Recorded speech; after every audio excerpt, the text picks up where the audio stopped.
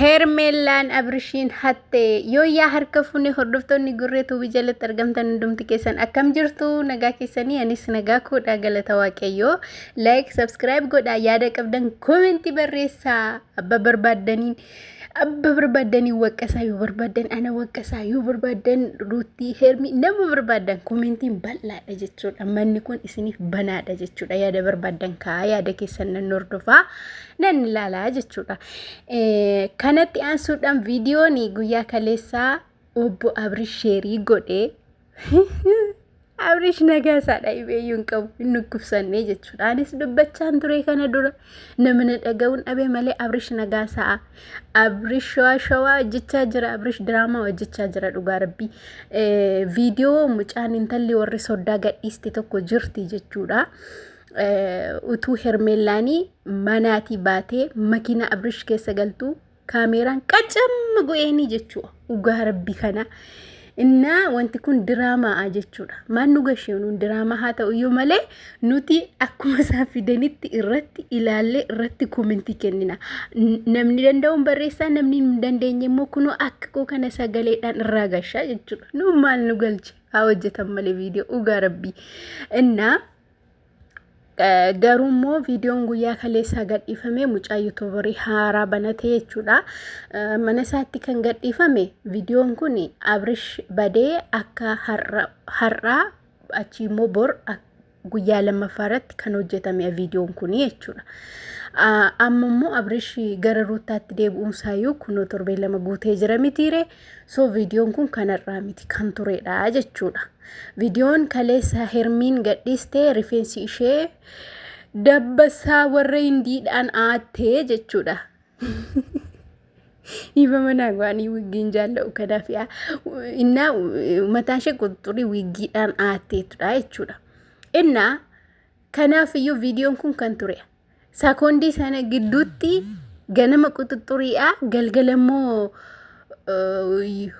yoomaneerii moo maal jaama isa aaree innaa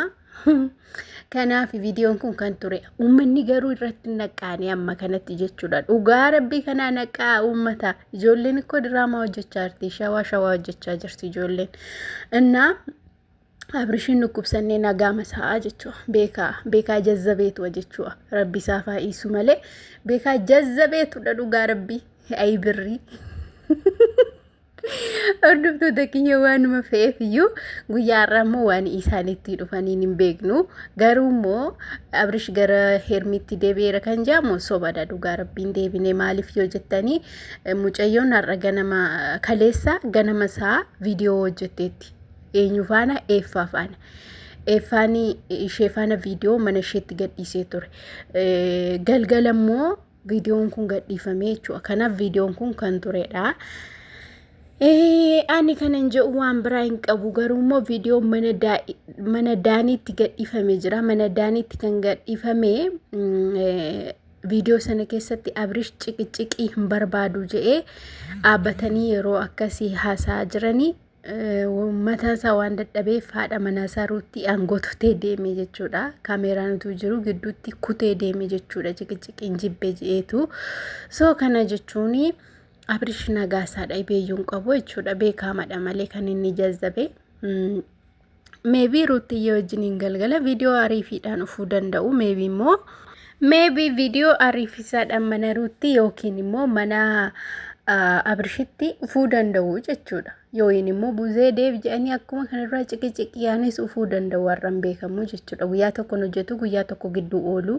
akka kanatti mitiire kan isaan viidiyoo gadhiisan garuu ani gaaffii kanatti ta'u jechuudha mana ruutiyyeetti maaliif viidiyoon dafeen gadhiifamu dhugaa rabbii yeroo baay'ee gaaffii natti uuma namoonni hundumtiyyuu yeroo ufanii yuutuubii mataa isaanii irratti gadhiifatu jechuudha manni mucittii kanaa torbee lamatti takkaa torbee sadiitti takkaa maaliif garuu dhugaa rabbii lana garuu ruutiyyeen ikkoo